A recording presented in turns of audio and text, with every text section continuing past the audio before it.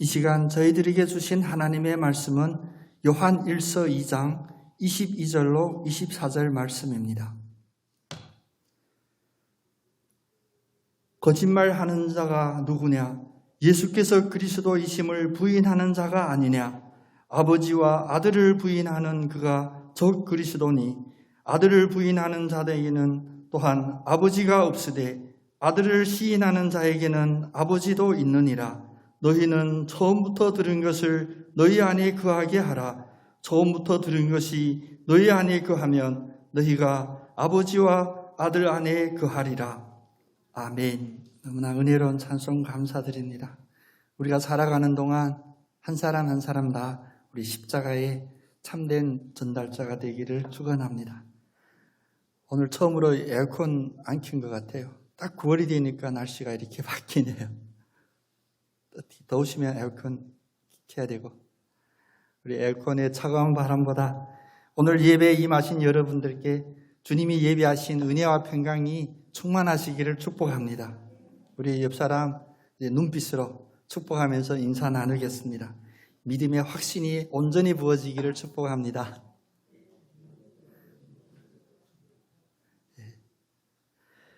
믿음의 확신이 온전히 부어지는 축복.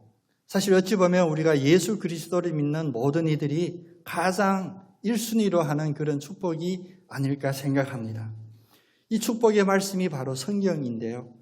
요즘 성경을 읽다 보면 또 여러분 지금 요한 1서 필사 열심히 하고 계시죠? 언제 숙제 검사를 해야 되는데, 성경 말씀을 보면서 우리가 늘 잊어서는 안 되는 한 가지가 있습니다. 성경책이 어떤 책이냐, 이것이 우리의 마음에 반듯한 반석이 되어야 됩니다. 이 기초가 확립되지 않으면 성경을 이상하게 읽거나 잘못 읽을 수도 있거든요. 성경은 한마디로 하나님의 말씀입니다. 우리 같이 고백하겠습니다. 성경은 하나님의 말씀이다. 아멘. 근데 성경이 어느 날부터 우리가 성경책이라고도 하죠. 형태가 책이니까. 그리고 사실 신학자나 목회자 중에도 은근슬쩍 이렇게 표현하는 분들이 있습니다. 물론 저하고 개인적으로 완전히 다른 관념이라고 생각하는데 성서라고 표현하는 신학자들도 있어요. 성서.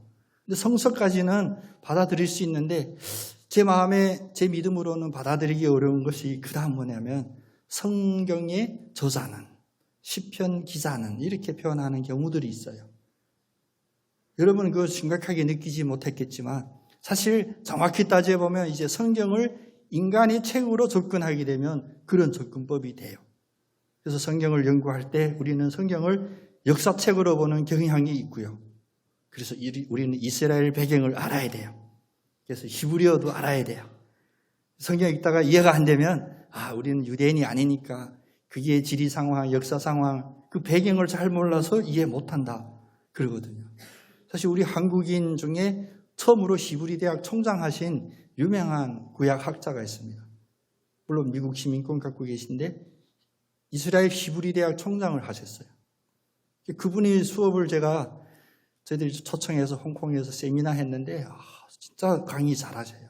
세계적인 석학이거든요.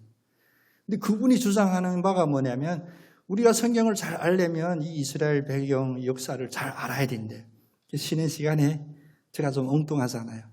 그 유명한 분한테 제가 질문했어요. 우리가 믿음이 약함이 성경을 잘 이해 못해서 그렇다 하시는데 그러면 성경의 배경을 그 누구보다 잘 알고 히브리어를 자기 모국어로 사용하는 유대인들은 왜 예수를 안 믿을까요? 그랬더니 그분이 반응이 너 나가 그러시더라고요. 성경은 역사책이 아닙니다. 성경은 이스라엘 역사책이 아닙니다. 그래서 우리가 이스라엘 성지순례를 한 번도 못했기 때문에 성경을 이해 못한다, 이런 오류에 빠져서는 안 됩니다. 근데 여기까지는 괜찮은데 두 번째, 우리가 성경을 잘못 대하는 또 다른 하나의 문제는 무엇이냐면 성경을 율법책이라고 생각하는 그런 경향들입니다. 성경은 절대 우리에게 윤리도덕을 가르치는 그런 책이 아니거든요. 어떻게 살까? 이웃과 싸우지 말고 이웃과 인사 잘하고 이웃이 어려울 때 도와주면서 살아야 된다, 이런 율법에만 이런 윤리적인 도덕에만 제한되는 그런 책들이 아닙니다. 역사책도 아니고 윤리도덕책도 아니면 그러면 성경은 무엇일까? 성경은 우리가 아까 고백한 듯이 그냥 그대로 문자 그대로 하나님의 말씀입니다. 제가 요즘 참 어느 한 자매 때문에 은혜를 받는데 그런 질문을 하는 거예요. 성경이 지난주에 읽은 성경하고 이번 주에 읽은 성경이 다른 느낌으로 다가온다. 맞습니다. 성경은 하나님의 말씀이기 때문에 살아있는 하나님의 말씀이기 때문에 우리들에게 늘 살아있음을 그 생명을 전해줍니다. 어떠한 노벨 문학상 수상자가 적은 소설은 우리들에게 그런 감동을 줄 수가 없겠지만 성경은 하나님의 성령의 감동을 받은 그 사람을 펜으로 사용하여 하나님의 말씀을 기록했기 때문에 우리들에게 늘 생명을 주고 언제 읽어도 새롭게 우리가 깨달을 수 있는 그런 살아있는 말씀이 되는 것입니다. 그래서 우리의 모든 신앙의 고백, 믿음의 확신의 그 기반에는 바로 성경이라고 하는 하나님의 말씀이 기반되어야 합니다. 그러면 성경이 두껍죠. 저도 오늘 성경 들고 왔는데 신학교 다닐 때도 늘 그랬습니다. 이 사법고시 준비하는 그 고시생들은 저희들 보고 그래요. 우리 법전 열 몇 권을 다 외워야 사법고시 볼 수 있대요. 근데 니네 신학과는 아직도 성경을 못 외워갖고 이렇게 들고 다니냐. 우리가 아직도 성경을 못 외워서 이렇게 성경 갖고 다닙니다. 오늘 성경책 갖고 오지 않으신 분은 성경을 다 외우셔서 그렇게 오신 줄로 믿겠습니다. 성경이 우리가 외우기가 어려운 이유도 하나님의 말씀이기 때문이고 또 그렇다면 이 하나님의 말씀의 핵심 중에 핵심이 우리들에게 무엇일까? 그것은 바로 우리들의 믿음의 고백입니다. 여러분 각자 하나님께 딱 한마디로 나의 믿음을 고백한다 그러면 여러분 어떻게 믿음을 고백하시겠습니까? 여러분의 신앙의 고백은 무엇입니까? 여러분 잘 아시다시피 성경에는 그 모범 정답을 우리들에게 알려주셨죠. 바로 마태복음 16장 16절에 주는 그리스도시요 살아계신 하나님의 아들입니다. 바로 이 고백이 성경 66권에 우리들에게 한마디로 요약하는 믿음의 고백입니다. 우리의 마음판에 새기는 그러한 각오로 다시 한번 같이 고백해 보겠습니다. 주는 그리스도시요 살아계신 하나님의 아들입니다. 아멘. 이 고백에는 세 가지가 들어있죠. 주는 그리스도이시다. 그리스도 이 헬라어인데 우리 다른 말로 표현하면 주님은 나의 주인이다. 나의 왕이다. 나의 메시아다. 그런 표현이고요. 두 번째는 뭐냐면 주는 살아계시다예요. 살아계시다. 역사의 종교적인 어떠한 위인으로 남아있는 예수가 아니라 살아계시다. 매우 중요합니다. 세 번째는 뭐냐면 하나님의 아들이다. 주는 그리스도시고 두 번째 살아계시고 세 번째 하나님의 아들이다. 이 고백이 바로 우리의 믿음의 고백입니다. 이 믿음의 고백 위에 우리의 모든 믿음의 행태들, 우리의 믿음의 행위들이 쌓아져 가고 있습니다. 그런데 얼핏 보면 이 믿음의 고백이 우리들과 직결적이라고 느끼지 않는 분들도 많이 있어요. 그래, 주는 그리스도시요 살아계신 하나님의 아들입니다. 이 고백이 지금 육신의 연약함 때문에 병상에 누워있는 나에게 무슨 직접적인 영향이 있냐? 이 고백을 하루에 300번 하면 병이 낫냐? 또 우리 아이가 지금 취업을 위하여 취직을 위하여 준비하고 있는데 그 아이에게 주는 그리스도시요 살아계신 하나님의 아들이다 고백했을 때 무슨 도움이 되겠냐? 우리 아이가 고3인데 지금 입시 준비 때문에 엄청 힘들어하고 있는데 이 고백이 무슨 도움이 되겠냐? 이렇게 질문한다고 그러면 우리는 다시 믿음의 초보로 다시 돌아가야 됩니다. 사실 오늘 본문 말씀에서도 거짓말하는 자, 적 그리스도에 대하여 이야기하죠. 우리는 거짓말하는 자, 적 그리스도에 대하여 이야기한다면 엄청난 큰 거짓말, 우리가 이해하기 쉬운 그런 거짓말이 아니라 무엇을 공격하냐? 바로 우리의 믿음의 이 고백, 주는 그리스도시요 살아계신 하나님의 아들이라 하는 이 믿음의 고백을 흔듭니다. 그 중에 하나가 바로 그 믿음의 고백이 너의 먹고 사는 일에 무슨 직결되냐라는 그 교묘한 질문입니다. 예수가 그리스도라는 것을 부인하고 하나님이 육신을 입고 이 땅에 오신 것도 부인하고 그리고 예수는 하나님의 아들이라고 하는 이 사실도 부인하는 것이 바로 저 그리스도의 계략이고 우리의 믿음을 흔드는 것입니다. 오늘 짧은 말씀 속에 우리의 마음에 확실히 새겨질 수 있는 그런 믿음의 고백이 바로 이제 주는 그리스도시요 살아계신 하나님의 아들이라고 했는데 이 고백이 왜 중요한가를 우리의 논리나 우리의 생각으로 접근하지 않고 하나님의 시각에서 하나님의 말씀을 기반으로 우리가 한번 살펴보기를 원합니다. 주님께로 돌아가자. 주님께 초점을 맞추자. 주님이 우리의 반석이다. 주님이 우리의 모퉁이 돌이다. 이러한 고백들이 지금까지 2000년 역사 동안 이제 주님 다시 오실 그날까지 우리가 드리는 그런 믿음의 고백인데 그 이유는 바로 고린도전서 3장 11절 말씀처럼 이 닦아둔 것 외에 다른 터를 닦아줄 자가 없으니 그 터가 바로 그리스도, 예수 그리스도라. 다시 말하면 예수 그리스도라고 하는 이 기반 위에, 이 기초 위에 이 모든 것들이 쌓여져야 된다는 것입니다.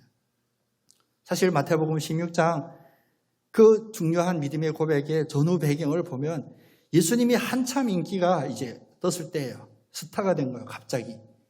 예수라는 인물이 사람들에게 알려지고 수천 명씩 그를 따라다니고 그러한 상황 속에서 예수님이 제자들에게 하루는 묻습니다.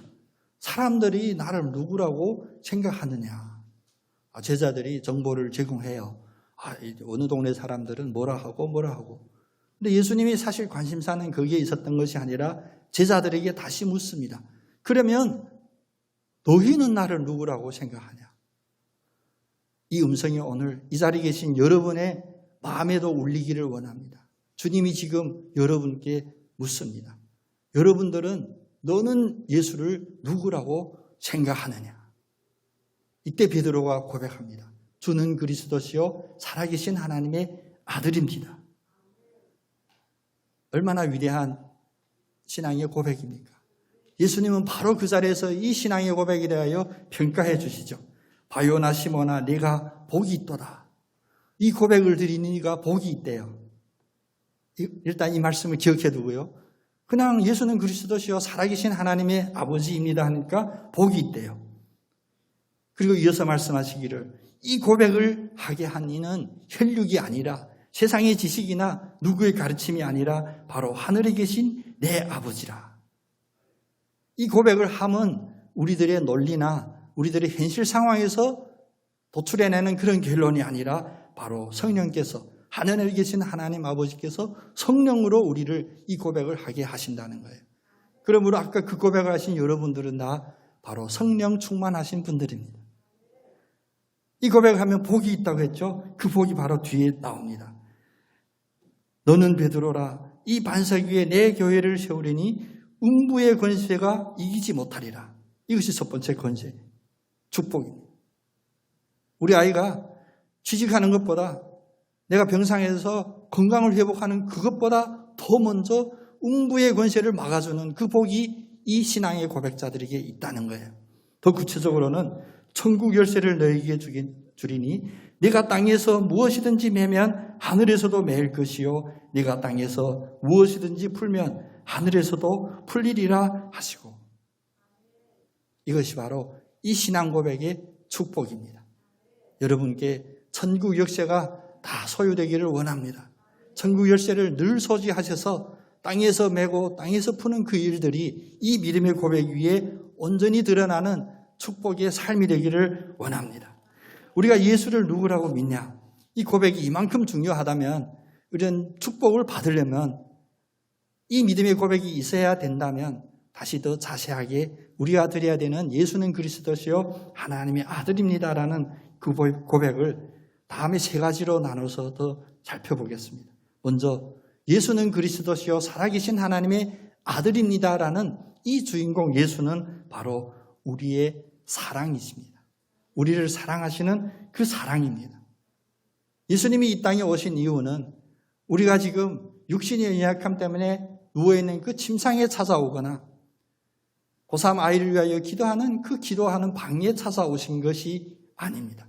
이렇게 구체적으로 찾아오신 것이 아니라 이 세상을 사랑하사 독생자 예수 그리스도를 우리에게 주시고, 왜? 믿는 자마다 멸망하지 않고 영생을 얻게 하려 함이라. 멸망하지 않고 영생을 얻는다. 우리가 다른 말로 구원받는다라는 그 말씀입니다. 예수님의 이 사랑은 단지 우리가 생각하는 한시적이고 세상에서 보이고 손에 만지지는 그런 한계 속의 사랑이 아닙니다.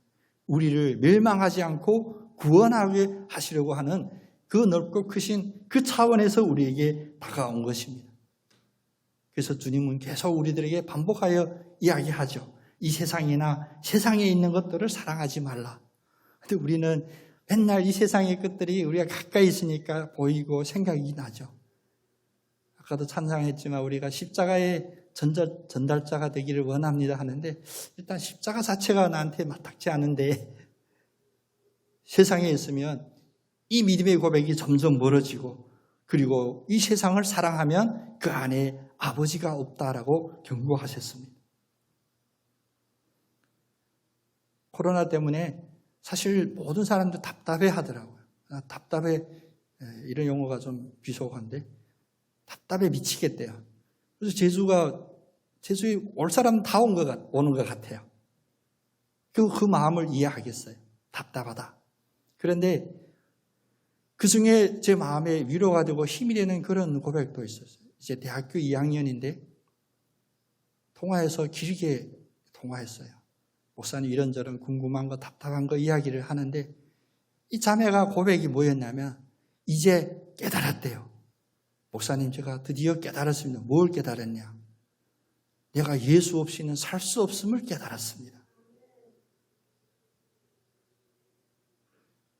나이로 보면 뭐 저희 딸 같죠. 이제 고등학교 2학년이니까. 제 친구들이 이제 다 할아버지인데, 이 아이가 이 고백이 어떤 신학적으로 정리된 것이 아니라 그의 나름대로 이 세상에 짧은 인생에, 이제 대학교 2학년 짧은 인생에 얻어낸 깨달음이 뭐냐? 나 예수 없으면 살 수 없어요 라는 그런 고백. 그 고백이 그 아이의 마음판에 새겨져서 이 땅에 사는 시간 내내 그 고백이 그 아이를 이끌어가는 원동력이 되고 축복이 되기를 기도합니다. 우리가 아직 죄인이 되어 이 땅에서 그냥 죽어서 그대로 죽을 수밖에 없는 상황 속에서 우리 어떤 노력이나 우리 어떤 깨달음이 먼저 선행한 것이 아니라 하나님이 그냥 먼저 다가와 주셨어요. 다가와 주셔서 하나님이 하시고자 하는 일이 바로 우리를 멸망하지 않고 구원하기 위해서였습니다. 그런데 우리가 해야 될 바는 무엇이냐? 우리가 해야 될 바는 무엇이냐? 하나님이 바로 우리에게 하나만 체크하세요. 너는 나를 사랑하느냐? 베드로에게 3번 물었던 그 고백. 네가 왜 그랬냐? 네가 그럴 수 있냐? 어쩜 그럴 수 있냐? 질책하신 것이 아니라 하나님이 보내는 십자가에서 우리를 위하여 목숨을 바치면서도 우리에게 딱 하나 체크하고 싶었던 것은 바로 이 사랑의 하나님을 제대로 사랑하냐? 그 하나의 물음이었습니다. 그래서 그 삶의 고백이 왜 위대한 고백이라고 제가 말씀드리는, 예수님 없이는 살 수 없습니다는 바로 그만큼 예수님을 사랑합니다는 고백이기 때문입니다. 여러분, 사랑의 속성 중에 하나는 사랑을 확인하고 싶어하는 거 아시죠? 나를 사랑하고 있는지 계속 확인하고 싶어하는 것이 바로 사랑의 속성이기도 합니다. 뭐 사랑하든지 말든지 사랑하겠지, 그렇게 하면 그 진실된 사랑이 아니라고 그러죠. 그런 이야기가 있습니다. 믿거나 말거나 한데, 아담과 하와가 에덴 동산에 사는데 하와가 늘 아담에게 물어요. 애교 부리면서 나만 바라보고 있는 게 맞지? 나만 사랑하고 있지? 끝까지 나만 사랑할 거지? 아담은 되게 성실하신 분이잖아요. 그래, 그럼 당연히 그렇지. 하도 질문하니까 어느 날 좀 짜증이 났나 봐요, 아담이. 당연히 너만 바라보고 너만 사랑하지. 어차피 여기 여자 너밖에 없는데. 엄청 웃겼는데 안 웃으셨어. 하나님도 우리들에게 모든 것을 다 내어주시고 딱 하나 바라는 게 있다면 예수는 그리스도시요 살아계신 하나님의 아들입니다는 바로 이 믿음을 통하여, 믿음의 고백을 통하여 사랑을 하나 확인하고 싶어 하시는 그 마음입니다. 예수님의 사랑, 순간순간마다 자주자주 확인하면서 살아가는 여러분 다 되시기를 원합니다. 그것이 바로 우리에게 믿음이 있다는 증거이기도 하거든. 또 하나는 아까 철학적으로나 사변적으로는 예수는 그리스도시요 살아계신 하나님의 아버지입니다가 나의 실생활에 아무 도움도 없다고 멀리 있다고 느껴졌던 그 잘못에 대하여 우리는 두 번째 이 고백을 반드시 해야 됩니다. 우리가 믿는 그 예수 그리스도가 바로 우리의 길이요 진리요 생명입니다. 이 세 가지를 줄여서 하나로 말한다면 예수님은 바로 우리의 구원자가 되는 겁니다. 세상에는 많은 길들이 있어요. 그래서 우리가 세상 살 때 혼란스러운 것이 바로 선택이라고 하는 문제이죠. 이 길로 갈까 저 길로 갈까. 우리들 지금 정치적으로도 우리 사회적으로도 요즘 선택의 시간이 가까이 오고 있죠. 대통령도 뽑아야 되고 이제 국회의원도 뽑아야 되고 지자체장도 뽑아야 되고 여러 가지 길이 있어서 우리가 선택합니다. 사람들마다 노력합니다. 그냥 겉으로 보이기에는. 그래서 우리가 이런 정당도 만들고 이런 이론, 철학, 사회주의, 공산주의, 자본주의 여러 가지 이념도 만들면서 애타게 노력하는데 인간이 지금까지 그렇게 애타게 노력했어도 다시 하나님이 우리들에게 처음 만들어주셨던 죄가 없던 그 에덴 동산으로 돌아갈 수가 없습니다. 에덴 동산의 그런 모습도 만들 수가 없습니다. 오히려 힘이 있고 몰아줬더니 뭡니까? 부정부패. 우리를 알기를 개돼지로 알고 있고 지금도 그러죠. 뉴스 보다 보면 막 짜증나고 화도 나죠. 뉴스 보지 마시고 하나님의 말씀인 성경 많이 보시는 여러분 되기를 원합니다. 세상에 이처럼 혼란스럽고 우리가 선택할 길이 많은 듯 보이지만 하나님이 우리들에게 주신 길은 오직 하나입니다. 그것이 바로 예수 그리스도. 오직 예수 그리스도만이 우리의 길이요 진리요 생명이니 이것을 말미지 않고는 하나님 아버지께로 갈 자가 없다라고 말씀하신 그 이유입니다. 그래서 다시 돌아가서 마태복음 16장 그 믿음의 고백의 선후 순서를 우리가 살펴보겠습니다. 우리가 사실은 예수 믿고 신앙생활 잘하고 심지어는 이단을 믿고 거짓 종교를 섬기는 이들도 무엇을 위해서인가? 바로 그 마태복음 16장의 뒤로 거꾸로부터예요. 하늘 열쇠를 가지고 싶어서 종교를 가진 이들이 사실 대다수입니다. 뭐든지 내가 하고 싶은 대로 내게 답답한 것이 다 풀어질 수 있는 그런 힘을 갖고자 종교를 믿고 심지어는 예수를 믿기도 합니다. 그 때문에 기도도 하고 예배도 드리고 헌금도 하고 봉사도 하고. 그런데 이 순서가 성경 말씀 그대로라면 거꾸로 된 거예요. 우리가 이런 하늘 천국 열쇠를 갖기 위하여 우리가 어떤 신앙적인 종교적인 행위를 한다고 해서 그것이 우리의 구원으로 직결되는 것이 아니라 성경에 말씀하시는 성경의 하나님의 말씀의 논리는 바로 우리가 생각하는 것과 거꾸로인 거예요. 먼저 예수는 그리스도시요 살아계신 하나님의 아버지입니다라고 고백하면 그 뒤에 당연히 따라오는 그 형통의 축복, 천국 열쇠를 가지는 그 복인데 우리 인간은 근시한 적이라 눈에 보이는 것만 보이고 손에 만져지는 것만 만져지는지라 거꾸로 가는 거예요. 그래서 예수님을 뭐로 전략시켰냐? 바로 나의 엽속물같이 내가 답답할 때 힘들 때 부르는 예수님, 내가 형통하고 편하고 모든 것이 내 뜻대로 되면 그냥 저 멀리 모셔두고 부르지도 않는 그런 예수님으로 종교의 이미지로 전락시켜 놓았다는 것입니다. 우리는 늘 기억해야 됩니다. 우리가 이 땅에서 사는 이 삶이 긴 것이 아니에요. 200년, 500년, 1000년, 만년 사는 이런 삶이 아닙니다. 성경은 우리가 이 땅에 사는 삶을 나그네의 삶이라고 했고 나그네의 삶에서 주어지는 거주할 곳을 집이다, 시멘트다, 벽돌로 지은 집이다 그렇게 표현하지 않고 장막이라고 했어요. 유목민들이 텐트. 근데 이 장막이 언제 끝나냐? 우리가 이 땅에서 유목민의 이 나그네 삶이 끝나면 그 장막은 무너지는데 장막이 무너지는 그 순간 예수는 그리스도시요 살아계신 하나님의 아버지라고 고백하고 예수를 나의 길이요 진리요 생명으로 믿고 사는 사람에게는 장막이 무너지는 그 순간 바로 하나님이 예비하신 하늘에 있는 영원한 집이 허락해진다는 것입니다.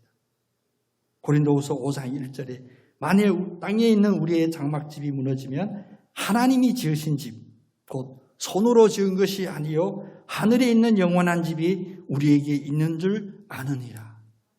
우리의 생각, 우리의 시선이 확장되기를 원합니다. 이 땅의 것만 바라보고 10년, 20년 바라보는 우리의 시야가 아니라 그 장막을, 텐트를 어떻게 보수하고 텐트에 메이크를 붙여줄까, 이런 생각이 아니라 오히려 멀리 계시고 위에 계시고 오래 계시고 영원히 계시는 하나님이 우리에게 예비해 주신 그 영원한 집을 바라보는 우리가 되기를 원합니다.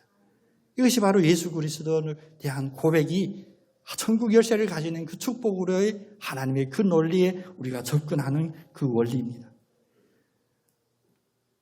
이제 예수 그리스도를 정확히 신앙적으로 고백을 드린다면 세 번째로 우리에게 주어지는 그 축복이 바로 예수 그리스도는 우리의 문제의 해결자가 되신다는 거예요. 그렇습니다. 우리가 세상에 살죠. 우리가 일주일 6일 동안 이 세상에 살다가 주일날 예배 드리러 오죠. 세상과 동떨어져서 세상과 완전히 분리해서 살 수 없는 거예요.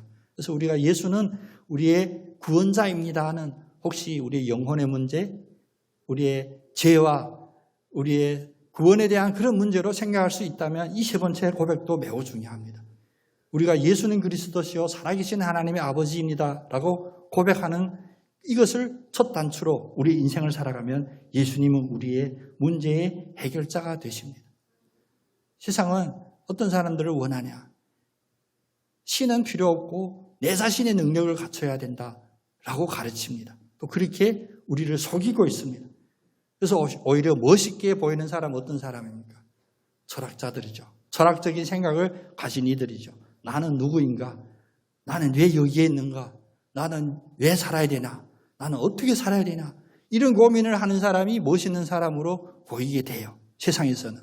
그것을 바로 실존자, 인간의 정체성을 아는 자라고 표현도 하죠. 그런데 이런 고민이 많으면 많을수록 해답이 주어집니까?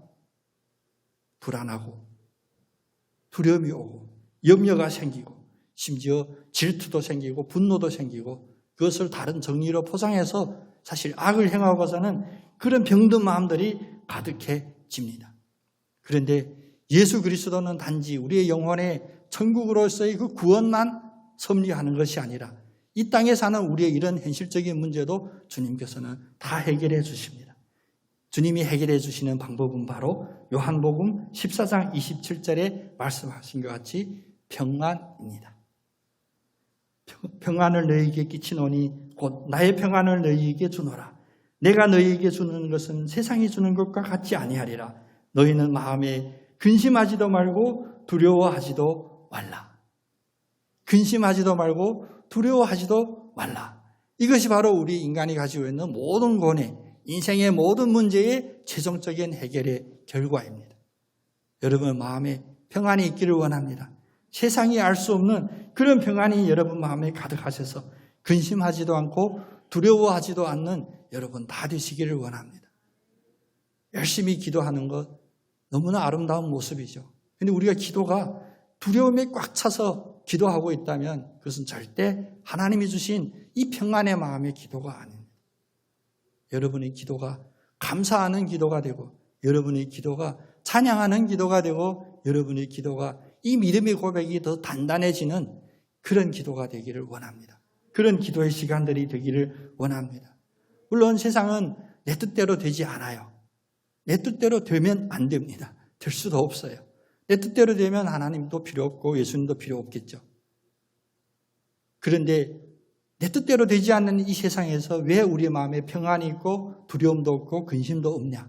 바로 우리가 알지 못하는 때에 따라 하나님께서 적절한 때에 적절하신 방법으로 적절한 은혜를 주시기 때문입니다. 히브리서 4장 16절 말씀에 우리는 긍휼하심을 받고, 다시 말하면 우리는 하나님으로부터 사랑하심을 받고 때를 따라 돕는 은혜의 보좌 앞에 담대히 나갈 수 있다예요. 때를 따라 돕는 은혜가 하나님이 우리의 문제 해결사로서의 특징 중에 하나입니다. 우리에게 필요한 그때에, 필요한 그 자리에서, 필요한 방식으로, 필요한 결과대로 우리들에게 허락해 주시는 그 은혜. 우리가 바로 담대히 이 은혜의 보좌 앞에 나가야 됩니다. 그래서 누군가가 이렇게 표현을 했더라고요. 재미있는 표현인데 예수님께서는 두 가지 하지 못하는 일이 있대요. 어이구, 예수님이 못하는 일이 뭘까? 예수님이 할 수 없는 일 두 가지가 뭐냐면 하나는 어떻게 할지 모르겠다라는 그런 것이 예수님께 없대요. 예수님 모든 것을 다 하실 수 있다 그 얘기죠. 두 번째는 내가 언제 할지를 모르겠다. 계획이 없으신 예수님이 아니라는 거예요. 우리의 인생에도 해결자가 되시는 그 예수님이 바로 우리의 그 신앙 고백 위에 서 있습니다. 오늘 이 말씀을 여러분 들어보시면 그래 뭐 새로운 이야기가 없죠. 설교는 새로운 이야기가 아니라 어찌 보면 오늘 본문 말씀 그대로 24절에 너희가 처음부터 들은 것이 바로 이것이었습니다. 그래서 가끔 우리 장모님 얘기하지만 우리 장모님 전도 왕이었거든요. 전도할 때 처음에 늘 그랬어요. 예수 믿으면 잘 될 거다. 예수 믿으면 집에 애들도 잘 풀리고. 근데 우리가 처음 믿었던 그 복음은 무엇이냐? 바로 베드로의 그 고백. 우리의 고백, 우리의 믿음의 선배들의 고백, 예수는 그리스도시요 살아계신 하나님의 아들입니다라는 그 고백이었어요. 어쩌다 보니까 신앙생활의 시간은 점점 길어졌는데 교회 다닌 지 10년, 20년, 30년 되는데 처음 들었던 예수는 그리스도시요 살아계신 하나님의 아들입니다가 점점 멀어지고 우리의 마음속에 오히려 신학이라고 하는 이상한 생각이 들어가서 예수님은 진짜 육신으로 왔을까? 아니 예수님이 세례를 받을 때 그때 하나님의 영이 들어간 게 아니냐? 예수님 십자가에서 돌아가시는 그 순간 하나님의 영이 육신에서부터 빠져나간 것이 아니냐? 심지어 교회사에 있습니다. 예수님이 하나님이시라면 예수님이 이 땅에 오셨던 그 시간에 그럼 하늘에는 하나님이 안 계셨냐? 하나님 한 분인데 땅에 계셨으면 하늘에 없지. 이런 것들이 다 우리가 처음 들었을 때 감동했던 하나님은 사랑이시오. 하나님은 우리의 구원자이시오. 하나님은 우리의 해결자 예수를 허락해 주셨다는 것을 점점 가볍게 여기고 쉽게 여기고 잊어가기 때문입니다. 너희는 처음부터 들은 이것을 너희 안에 거하게 하라. 처음부터 들은 것이 너희 안에 거하면 너희가 아버지와 아들 안에 거하리라. 예수 그리스도를 늘 인정하시고 입으로 시인하시고 마음으로 고백하시는 여러분 다 되시기를 원합니다. 그렇기 때문에 우리의 신앙의 원리가 무엇입니까? 예수를 믿으면 구원을 얻는다. 믿음으로 말미암아 구원을 얻는다. 이 신앙의 반석과 같은 믿음의 고백 다시 한번 우리의 마음판에 새겨지기를 원합니다. 주는 그리스도시요 살아계신 하나님의 아들입니다. 우리가 나사렛 예수의 이름으로 명하노니 라고 하는 그 말 뜻이 바로 이것입니다. 육신의 아픈 곳에 손을 얹고 기도할 때도 예수는 그리스도시요 살아계신 하나님의 아들입니다 라고 기도하시는 여러분 되시기를 원하고 우리의 가정, 우리 남편, 우리 아내, 우리 자녀들을 위하여 염려되고 걱정되는 그런 기도하는 그 자리에서도 예수는 그리스도시요 살아계신 하나님의 아들입니다라고 믿음의 고백으로 기도를 시작하는 여러분 다 되시기를 원합니다. 그래서 영생을 얻고 이 세상에 사는 나그네의 삶 속에서도 주님이 허락하시는 주님의 영적인 권세를 마음껏 누리고 승리하시는 여러분 다 되시기를 예수님의 이름으로 축복합니다. 기도하겠습니다.